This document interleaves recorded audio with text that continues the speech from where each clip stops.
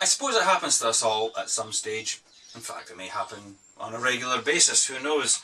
But every now and again, our modelling mojo packs its bags and heads off into the sunset, or sunrise, or wherever the hell modelling mojos go.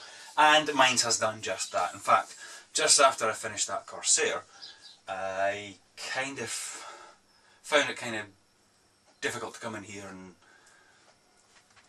do anything, basically. And we all have different reasons for that. And I'm blaming my job, because it's the path of least resistance, and also saves blaming myself. It's an out of the frying pan into the fire scenario, and I'm working in another factory on 12-hour shifts, 12-hour night shifts, and on the days that I'm working, be it coming home at 6, I'm kind of sort of a bit pooped, having, you know, been up since 4:30.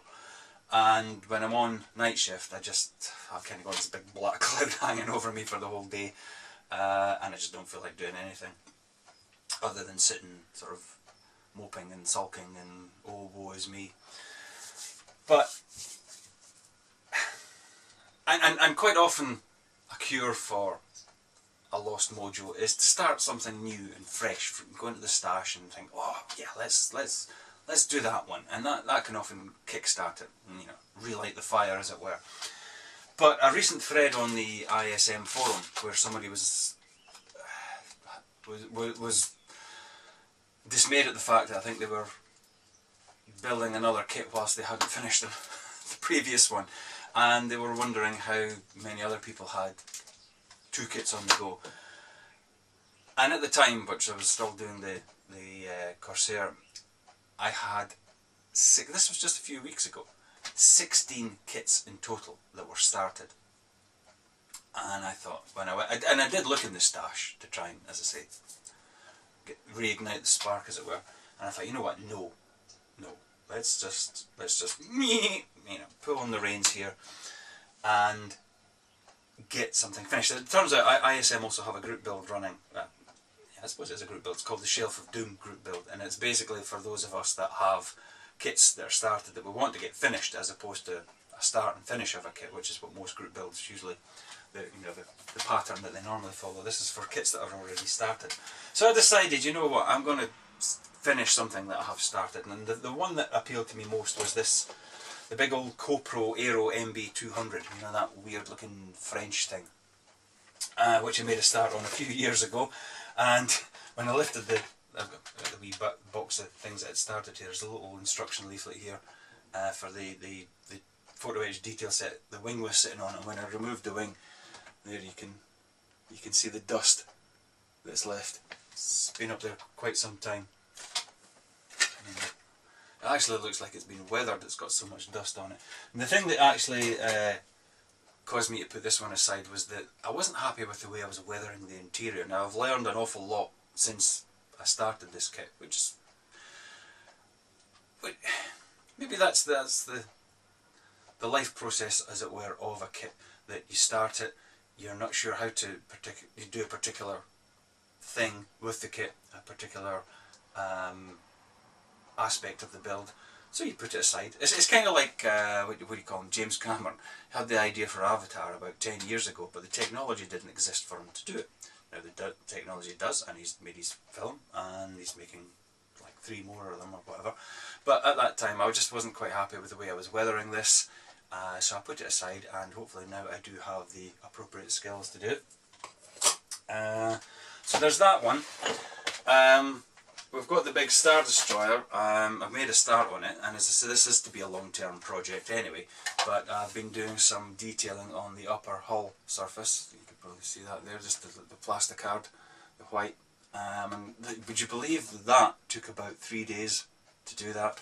And I still have the rear of the hull, I still have the entire underside and the conning tower, and so it really will be a long-term project. But I have been looking at various videos on YouTube and elsewhere about how to light models and get inspiration from them.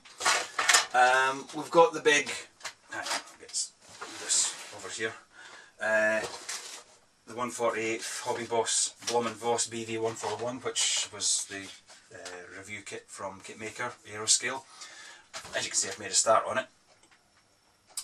Those of you that follow me on Facebook, my Making Models for You page, I did put that update on there. I've painted the cockpit, since painted the cockpit. Now, the pictures I found of this thing, on which there's very little information on these things. The colour callouts are for black-grey, but the pictures I found looks like a light colour, so I'm assuming it's RLMO2, you know, that horrible sort of browny grey colour. But one of the things that was kind of daunting for this kit was obviously that, the gondola canopy. And I was like, oh, just the idea of sitting and cutting dozens and dozens of squares and was just overwhelming. But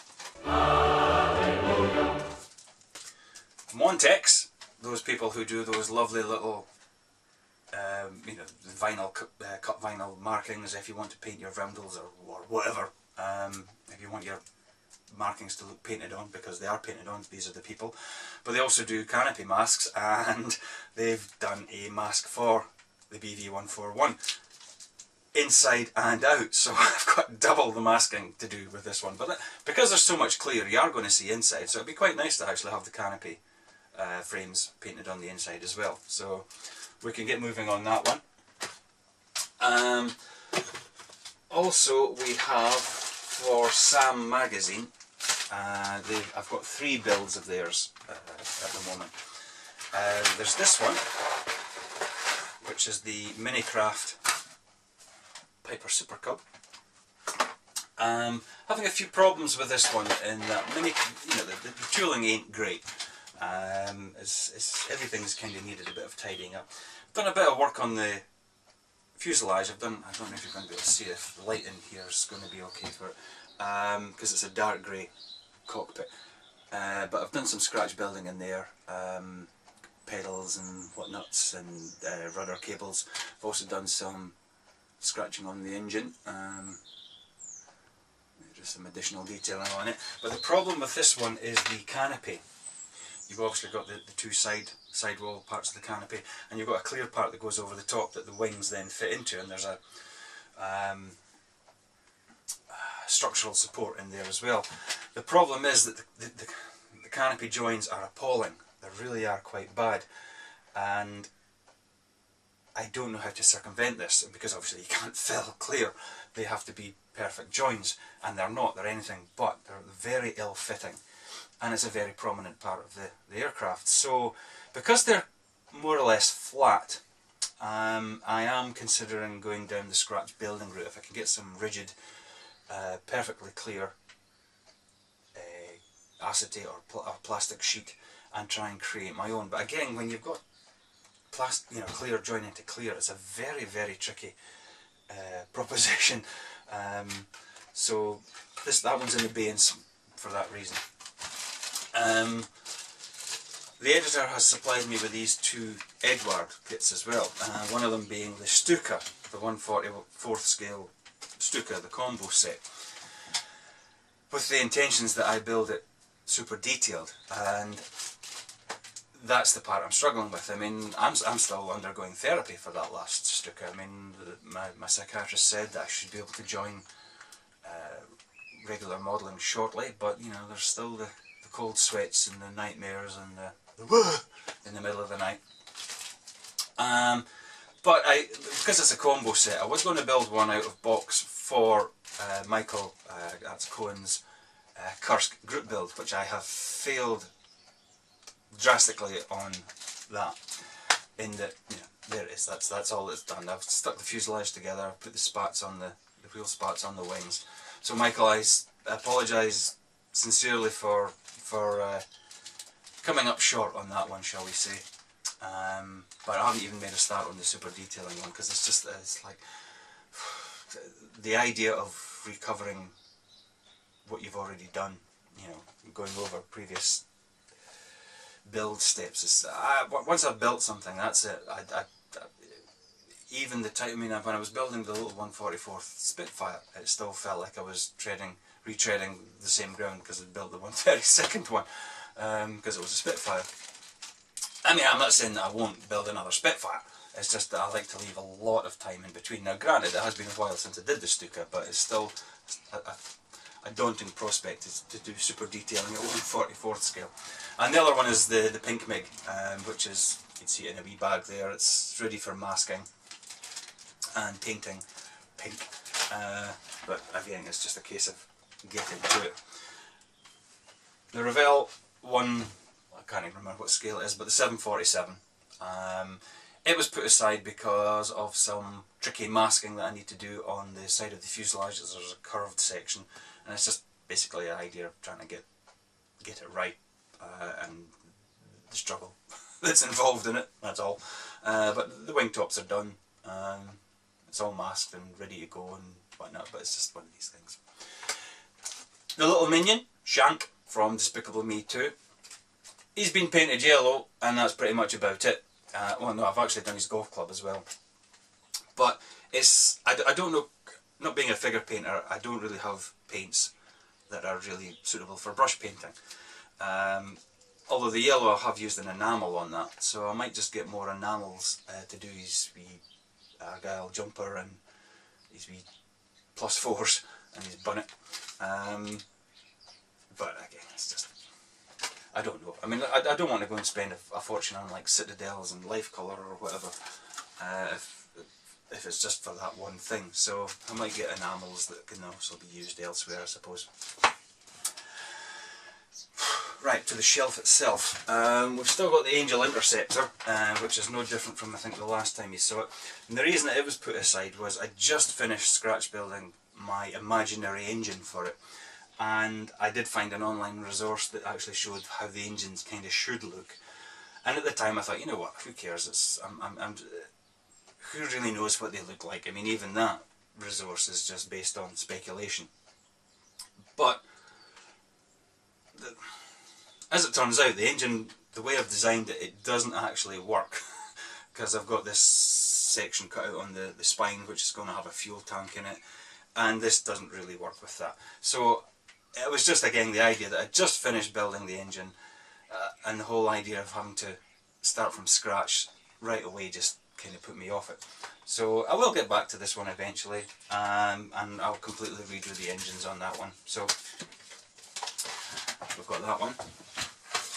The Herakles, the HP42, the Handley Page HP42. This was the old Imperial Airways, or was it Imperial Airlines? Big old biplane. Again, I was going to scratch build the interior, all the little chairs and tables, and I don't know if they've got lamps or whatever. But again, it was glazing that causes the problem, in that trying to get nice clear glazing at 1/44th can be quite tricky. So I'd originally thinned down the inner sidewall of the fuselage, and then used the little clear blobs that you get with the kit, and using the plunge method, where you heat up some acetate and you plunge the part through and it creates a moulding of it, albeit a slightly bigger mould. But even then, once that they were in position and trimmed at the back, there was very little of them making contact with the inner rim of the window orifice. So they were falling out quite frequently, and I thought, well, the last thing I want to go and do is scratch build all the interior, put these in, stick it all together and have one fall inside the plane, and that would be it. I'd be stuck. So the idea that I have is to actually cut these entire sections out and replace them with a flat bit of acetate, and then mask the windows. I now have a punch and die set, so I can now punch out masking tape in the appropriate curve, as it were. Now it will be a case of maybe 4 small circles in each corner and then joining them up, as it were. The tricky part here is that, well, in the case of this one, I suppose that 2, 4, 6, 8, there's 10 windows. In order for it to look right, each one is going to have to look exactly the same as the one next to it. Any variations in terms of length and depth or whatever, and it's just going to look wrong. So it's going to need a few trials to just see that I can and am capable of doing it that way.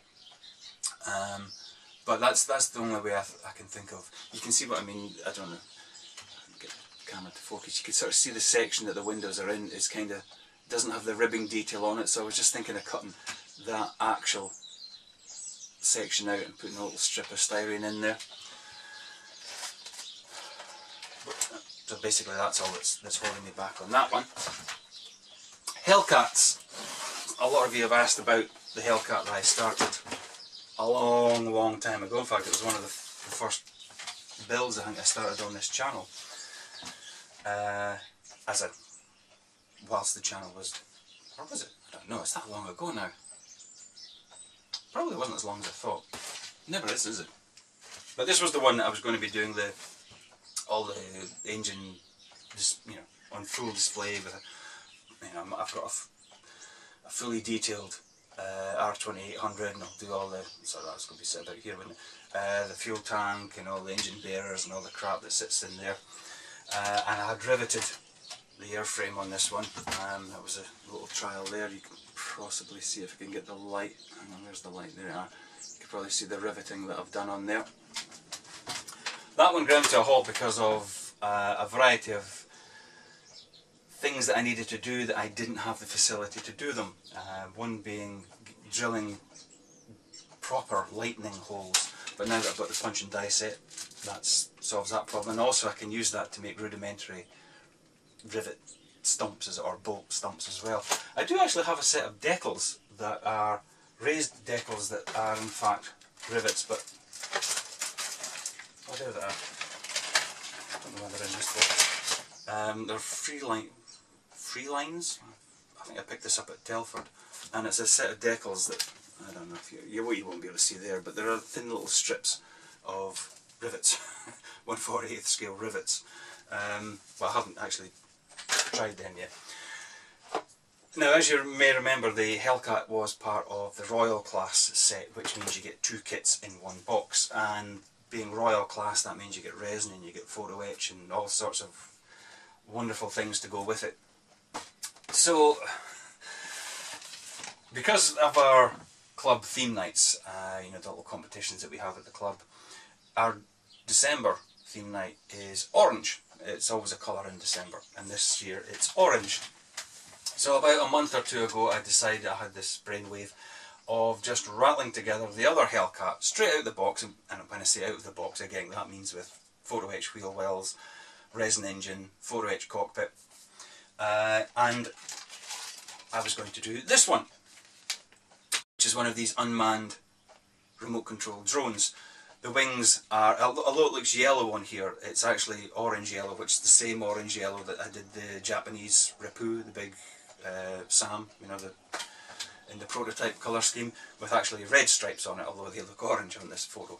But then I was put on a rotor pattern at work. That means that I was going to miss the December because I was going to be on night shift. So this ground to a halt promptly at that stage, which is almost at the painting stage.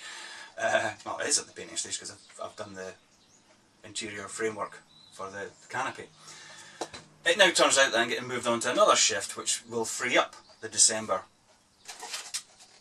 club night, which is the 4th, I think it's the 4th of December, the first Thursday. So I may start back on this one and try and get this one done in time. But I had the idea, because I've riveted the airframe on that one, I might try and rivet the airframe on this one as well, because it would look quite impressive with a wash and thousands of rivets on it. So yeah, there we go, there's the Hellcats. It's weird that this one's at this stage and that one's still floundering at that stage. I'm quite surprised by how big the Hellcat. I always had it in my head that it was quite a small aircraft, but it's a chunky thing. That's the Hellcats. There is that Matchbox Helldiver that you've seen, so technically that has been counted as a work in progress, but I doubt if I'm ever going to do anything to that. I have a Revell Alouette 2, the helicopter with that kind of, like a tubular boom, the framework, and I mean I've had that for years, and I got an Edward photo etch set for it, and I was going to make that a super detailing project, because I do have some very good quality pictures of the entire thing, you know, kind of a walk around. And I was going to replace the tail boom with aluminium tubing that was you know, because the plastic parts are over scale. And I was going to try and back form the big canopy, but that one's been sitting up there. I mean, I shudder to think just how much dust is in that box. And kind of lastly is a little sort of scratch-built sci-fi project that I've been just twiddling away with. This is the back part. What it is a tug. It's an interstellar tug, and the idea being that, and I know what you're going to think when you hear what I say. It's, oh yeah, I know where you're getting that idea from. But it's obviously it's a commercial vehicle that's now passed into civilian use, and someone has taken it and upgraded it with heavier weapons and heavier engines. And yes, I know there's obviously parallels with the Millennium Falcon here, but this is the back panel, which I've been just sort of sticking things together. I'm going to hold it at this distance. I'm not going to give you a close-up because it looks horrible, because I've still got to put all the ducting and pipework and everything on it, and because all the plastic's all different colours. Once it's primed and sprayed, I think this will be sort of like a dark grey or a gunmetal or something, or black even. It'll look a lot better. But the design of the tug is, well, as you can see, it's kind of that shape on reverse, but it's going to go down, or come along and come down to a point and underneath. The concept of these space tugs is that they have these large robotic talons underneath, and the containers that they were used to move have these large sort of handles on them, and these tugs would come along, grab them and push them and move them or take them wherever they would need to go. So it's a talon class tug. So you can imagine what this thing's going to look like with these big sort of claws underneath it. So that was the idea for that. But so there we have it. That's pretty much where we are at the moment. As I say, I'm going to get a start on this MB200 at some stage in the next few days, I suppose. I've got a week of night shift. Well, I say a week of night shifts. We only work 36 hours a week, which means 3 12-hour shifts a week. So it's tomorrow night, Wednesday night, and Thursday night. But and I'm off, so obviously I'm off today. But yeah, I'll give this a wee dust down because it is absolutely filthy. So, well, at least I think I'm going to make a start on that. I don't know, I might start riveting the Herakles. It's the spice of life, isn't it? Variety is the spice of life, as they say, and so God knows what the next video will actually be about. Could be any one of these things. Anyway, have a nice week, and we'll see you again soon.